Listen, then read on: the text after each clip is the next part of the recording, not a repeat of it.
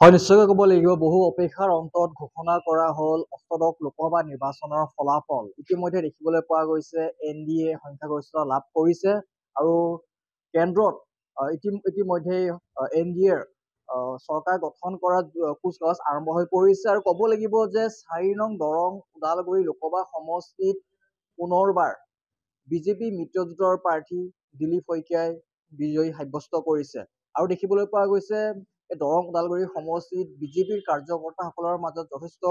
উল্লাস উদ্দীপনা। মই বৰ্তমান আহি উপস্থিত হৈছোঁ ভেৰগাঁৱত আৰু ভেৰগাঁও টংলা বিধানসভাই দুয়োটা বিধানসভাই কিন্তু যি ওদালগুৰি 4টাকৈ বিধানসভা সমষ্টি আছিল, বিশেষকৈ ক'বলৈ যদি যাওঁ এই 4টা বিধানসভা সমষ্টিত কিন্তু বিজেপিৰ যি অৱস্থা ভাল বুলি ক'ব লাগিব আৰু মোৰ সতীৰ্থ নাজিব বৰাকে সামগ্ৰিক পৰিৱেশ কিছু দেখুৱাবলৈ অনুৰোধ জনাইছোঁ। ইয়াত দেখিবলৈ পোৱা গৈছে যে বিজয়ী ঘোষণা হোৱাৰ পাছতে ভেৰগাঁৱৰ যি IB ভৱনত বিজেপিৰ কাৰ্যকৰ্তাসকলে তেওঁলোকে এক আলোচনাত মিলিত হৈছে, কিয়নো ক'ব লাগিব যথেষ্ট তেওঁলোকে কষ্ট কৰিছিলে, ফিল্ডত গৈ তেওঁলোকে কষ্ট কৰিছিল আৰু কষ্টৰ বিনিময়ত যি ফলাফল পাইছে সেই ফলাফলত তেওঁলোকে কিমান সন্তোষজনক। মোৰ সৈতে আছে ওদালগুৰি জিলা বিজেপিৰ সম্পাদক জোচৰাং বড়ো। দাদা কি ক'ব,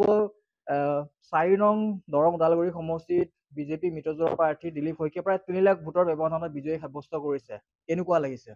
সঁচাকৈ এজন ভাৰতীয় জনতা পাৰ্টীৰ কাৰ্যকৰ্তা হৈ যথেষ্ট সুখী আৰু আমি যিটো আশা কৰিছিলোঁ সেইটোৱে মানে আমাৰ মতেই হৈছে। গতিকে মই সমষ্টিবাসীক আন্তৰিকতাৰে ধন্যবাদ জ্ঞাপন কৰিছোঁ, কাৰণ তেওঁলোকে আমাক তথা দেশৰ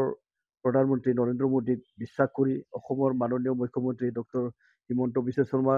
ডাঙৰীয়াক বিশ্বাস কৰি যি ৰায়দান দিলে আমাক, ইয়াৰ কাৰণে ধন্যবাদ দিব লাগিব। আৰু মই আমাৰ দলৰ বিষয়ববীয়া তথা কাৰ্যকৰ্তা, অগপ দলৰ বিষয়ববীয়া কাৰ্যকৰ্তা আৰু UPP দলৰ কাৰ্যকৰ্তা বিষয়ববীয়াসকলক মই ধন্যবাদ দিছোঁ। তেওঁলোকে যথেষ্ট কষ্ট কৰিছিলে আৰু এই কষ্টৰ ফল আজি আমি পাবলৈ সক্ষম হ'লোঁ। গতিকে তেওঁলোকক মানে ধন্যবাদ দিবই লাগিব, ধন্যবাদ দিছোঁ। লগতে দিলীপ শইকীয়া ডাঙৰীয়া আমাৰ সাংসদক অভিনন্দন জনাইছোঁ আৰু কামনাও কৰিছোঁ দিছোঁ তেখেতে এইবাৰ নতুন মন্ত্ৰীসভাত হয়তো মানে মিনিষ্টাৰ যদি মানে পাবলৈ সক্ষম হয় তেতিয়া আমাৰ সমষ্টিৰ কাৰণে ভাল হ'ব, সেইটো মানে এটা আশা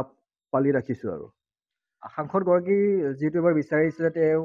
কেন্দ্ৰত গৈ এবাৰ মন্ত্ৰীৰ পদ আনিব লাগিব আৰু 4 নং দৰং ওদালগুৰি সমষ্টিত মন্ত্ৰী এজন পাব লাগে বুলি আপোনালোকে এটা চৰকাৰলৈ বিজেপি চৰকাৰলৈ আপোনালোকে আহ্বান এটা জনাইছিলে যে দৰং ওদালগুৰি সমষ্টিত এবাৰ মন্ত্ৰী এগৰাকী পাব লাগে, কেন্দ্ৰীয় মন্ত্ৰী। হয়, আমি দলীয়ভাৱে এই আহ্বানটো জনাইছোঁ। আমি সমষ্টিবাসী হৈ তেখেতক মন্ত্ৰী মানে দিবলৈ কাৰণে কেবিনেটত মন্ত্ৰী এজন মানে অন্তৰ্ভুক্ত কৰিবৰ কাৰণে তেখেতক অসমৰ পৰা, যিহেতু আমাৰ মাননীয় প্ৰাক্তন মুখ্যমন্ত্ৰী সৰ্বানন্দ সোণোৱাল ডাঙৰীয়াকো নিশ্চয় সেইটোত মানে আলোচনাত থাকিবই। গতিকে তেওঁৰ লগতে আৰু মানে আমাৰ দিলীপ শইকীয়া ডাঙৰীয়াকো আমাৰ সমষ্টিৰ, যিহেতু তেখেতে যোৱাবাৰো সুন্দৰ এটা সমষ্টিবাসীৰ কাৰণে কাম কৰিছে, সমষ্টিবাসীক চাইছে। গতিকে এইবাৰো তেখেতে আৰু ভালকৈ কাম কৰিবৰ কাৰণে মানে আমাৰ সমষ্টিৰ লগতে অসমখনক তথা নৰ্থ ইষ্টখনক চাবৰ কাৰণে এজন মানে দক্ষতাটো তেখেতৰ তাত আমি দেখিবলৈ পাইছোঁ। গতিকে তেখেতক যদি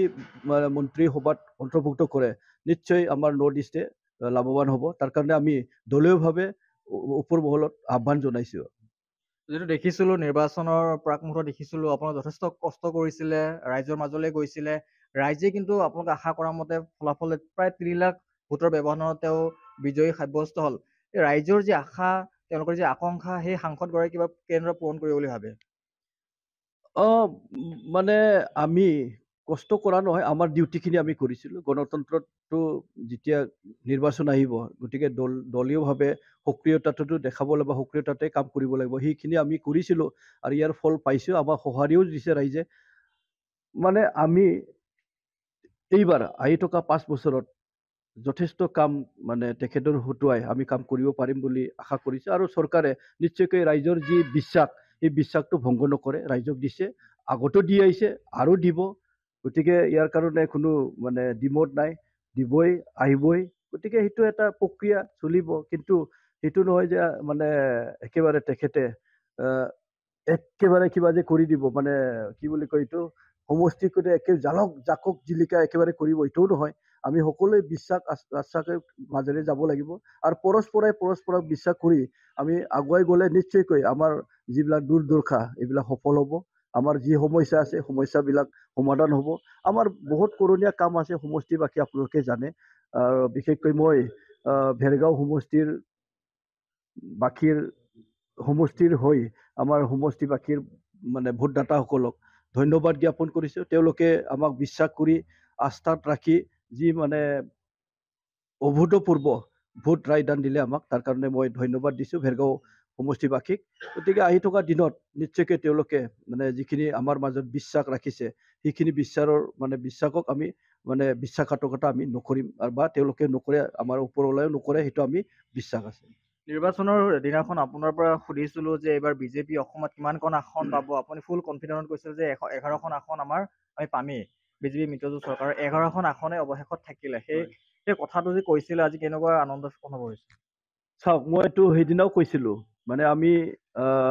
যিটো বিশ্বাস ৰাইজৰ যি মানে চিনাৰী দেখিছিলো অসমখনৰ 11খন আমি পাবলৈ সক্ষম হ'ম বুলি ভাবিছিলো বিজেপি দলৰ বা বিজেপি মিত্ৰজোঁটৰ মানে যি নিৰ্বাচন খেলিছিলো আমি কোকৰাঝাৰটো 100% লৈছিলো আৰু সেইমতে কোকৰাঝাৰ বাকী আমাক দিলে গতিকে বাকীটো আমি মানে যিটো নগাঁও যোৱা বছৰো পোৱা নাই ধুবুৰী আমাৰ হাতত নাছিলে গতিকে সেইবিলাক আমি লোৱাও নাছিলে আৰু সেই হিচাপত আমাৰ হিচাপটো মানে 11টা পাম বুলি কনফিডেন্ট আছিল 11টাই পালো গতিকে ইয়াৰ কাৰণে আমি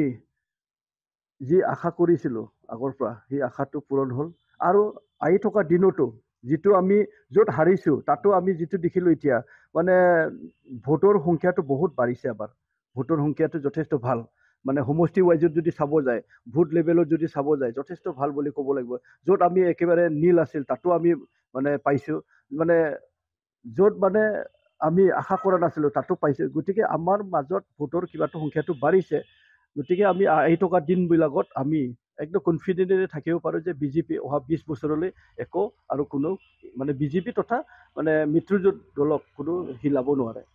এটা কথা সুধিব বিচাৰিছো যি দুটা দল দ্বিতীয় আৰু তৃতীয় স্থানত থাকিলে তৃতীয় স্থানত থকা দলটোৱে যথেষ্ট প্ৰচাৰ কৰিছিল তাৰ বিপৰীতে কিন্তু দ্বিতীয় স্থানৰ দলটোৱে প্ৰচাৰ ইমান কৰা নাছিলে কিন্তু দ্বিতীয় স্থানৰ দলটোৱে বহুসংখ্যক ভোট পালে প্ৰায় 4 লাখ ভোট পালে সেই ক্ষেত্ৰত কি ক'ব নহয় এইটোতো মানে এটা এণ্টি ইনকাম যি আছে নোহোৱা নহয় এইটো থাকিবই মানে কিছুমানে পোৱা নোপোৱাৰ খুব এটা উজাৰে গতিকে আমি যিহেতু অসম চৰকাৰে 10 বছৰ হ'ল বিজেপি চৰকাৰ কিবা কৰাটো আৰু লগতে মানে দিলীপ শইকীয়া যোৱা বছৰ 5 বছৰত যিহেতু তেওঁক মানে বহুত বিৰোধীয়ে অপপ্ৰচাৰ চলালে এই অপপ্ৰচাৰটো আমাৰ মানুহে মানে নজনা মানুহবিলাক সোনকালে আঁকোৱালি লয় আৰু সেই আঁকোৱালি লৈয়ে তেখেতৰ এগেইনষ্টত ভোট অলপ পাইছে মানে কংগ্ৰেছে নোপোৱা নহয় আৰু আমাৰতো ভেৰগাঁও আৰু টংলা সমষ্টিত দুৰ্গাদাস বড়ো ডাঙৰীয়াটো ছেকেণ্ড পজিশ্যন নাপালেতো বহুত লাজৰ কথা হ'ল হয় কাৰণ তেওঁৰে ঘৰ তেওঁ ইয়াত বিধায়ক হিচাপত আছে এতিয়া কালাইগাঁও সমষ্টিত গতিকে তেওঁ যদি ছেকেণ্ড পজিশ্যন নাথাকিলে বহুত লজ্জাজনক হ'ল হয় গতিকে তেওঁৰ মান সন্মানটো তেওঁ ৰাখিছে আৰু এইটোৱে দেখাইছে এইবাৰ নিৰ্বাচনে আৰু আহি থকা দিনবিলাকত কোনো বিৰোধীৰ ইয়াত থাকিবই কিন্তু বিৰোধীৰ মানে মূৰ পাতি উঠাটো সম্ভৱ নহয় আকৌ সুধিছো দিল্লী চৰকাৰে কোনে গঠন কৰিব টিডিপি আৰু জেডিউৰ শেষ ভৰসা হৈ পৰিছে এতিয়া কংগ্ৰেছ হওক বা বিজেপিয়ে হওক ইয়াত কোনো মানে দ্বিমত নহয় বেলেগ ভাবিব লগা নাইও নৰেন্দ্ৰ মোদী ডাঙৰীয়াই তথা NDA মানে চৰকাৰখন বনাব গতিকে ইয়াত মানে দুদিনত আপোনালোকে ৰিজাল্টটো পাব ইয়াত আৰু কোনো কুৱেশ্যনে কৰিব নালাগে এইটো ক্ষেত্ৰত আপোনালোকে নিশ্চিন্ত মনে থাকক আমাৰ ভাৰতৰ প্ৰধানমন্ত্ৰী নৰেন্দ্ৰ মোদী ডাঙৰীয়াই হ'ব তৃতীয়বাৰৰ বাবে প্ৰধানমন্ত্ৰী হোৱাৰ দিশত নৰেন্দ্ৰ মোদী ডাঙৰীয়া কি ক'ব কেনেকুৱা লাগিছে সাংসদ হিচাপে দ্বিতীয়বাৰৰ দিল্লীলৈ পঠোৱাৰ সম্পূৰ্ণ এতিয়া ব্যৱস্থা হৈ পৰিছে দিলীপ শইকীয়া ডাঙৰীয়াক মন্ত্ৰীত্ব পদ আপোনালোকে বিচাৰিছে আমি নিশ্চয়কৈ আমাৰ যিগৰাকী প্ৰাৰ্থী আছিলে দিলীপ শইকীয়া ডাঙৰীয়া আমাৰ সমষ্টিৰ পৰা আমি জয়যুক্ত কৰাই পঠাইছোঁ আৰু তেখেতক আমি মন্ত্ৰীত্ব বিচাৰিম আৰু তেখেতেই পাব বুলি আমি নিশ্চিত আৰু তেখেতৰ জৰিয়তে আমি পুনৰবাৰ তৃতীয়বাৰৰ কাৰণে ভাৰতবৰ্ষৰ প্ৰধানমন্ত্ৰী যশস্বী প্ৰধানমন্ত্ৰী নৰেন্দ্ৰ মোদী ডাঙৰীয়াই পুনৰবাৰ প্ৰধানমন্ত্ৰী হ'ব অসমৰ যি 11খনকৈ আসন বিজেপি মিত্ৰজোঁটে পালে, ইয়াৰ অৰ্থ এয়া হৈ পৰিছে নেকি 2026-ৰ যি বাট, সেই বাট সম্পূৰ্ণ প্ৰশস্ত হৈ পৰিছে বিজেপি মিত্ৰজোঁটৰ বাবে? হয়, এইটো সত্য কথা আৰু সঁচা কথা। আমি 2026 চনত আমি চৰকাৰ গঠন কৰিম। এইবাৰ সাংসদগৰাকীৰ পৰা কি আশা কৰিব বিশেষকে, নতুন কিবা? নতুনকৈ আমি যিখিনি আমাৰ যোৱা 5 বছৰত আমি পোৱা নাছিলোঁ, ক'ভিডৰ সময়তো আমি বহুখিনি পোৱা নাছিলোঁ, আৰু সেইখিনি পূৰণ কৰিবৰ কাৰণে আমি ইচ্ছা প্ৰকাশ কৰিম। আৰু তেখেতে নতুনকৈ যিখিনি আমাৰ লেবছ আছে এই সমষ্টিটোত শিক্ষা, পানী, যাতায়াত সকলোখিনি আমি ব্যৱস্থাৰ কাৰণে আমি কাৰ্যকৰ্তা হিচাপে তেখেতক সজোৰে জোৰ কৰিম। যে টংলা আৰু ভেৰগাঁৱত আপোনালোকৰ দুয়োগৰাকী যথেষ্ট কষ্ট কৰা দেখিবলৈ পোৱা গৈছিলোঁ, আশা কৰা মতে ফল পাইছেনে এই দুটা বিশেষকৈ বিধানসভা সমষ্টিত? হয়, পাইছোঁ। টংলাটো পাইছোঁ আৰু ভেৰগাঁৱতো পাইছোঁ। আমাৰ টংলাৰ কাৰ্যকৰ্তা আৰু ভেৰগাঁও বিধানসভাৰ দুয়োটা বিধানসভা, নৱগঠিত বিধানসভাৰ যিসকল কাৰ্যকৰ্তা আছে, সকলোখিনি কাৰ্যকৰ্তাই যেনেধৰণে কষ্ট কৰিছিল ঠিক তেনেধৰণে আমি ফল পাইছোঁ। হয়, নিশ্চয়কৈ ক'ব লাগিব, এয়া আচলতে ক'ব লাগিব যে বিজেপিৰ যি ওদালগুৰি জিলাৰ সম্পাদক আৰু সাধাৰণ সম্পাদক দুয়োগৰাকীৰ ভাষ্য শুনালোঁ। টংলা আৰু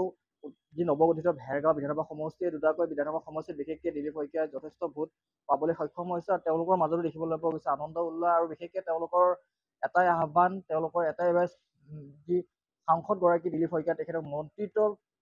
চাব বিচাৰিছে, আৰু সেই নিশ্চয়কৈ দিল্লীত ঠিক হ'ব তেওঁক মন্ত্ৰিত্ব দিয়ে নে নিদিয়ে।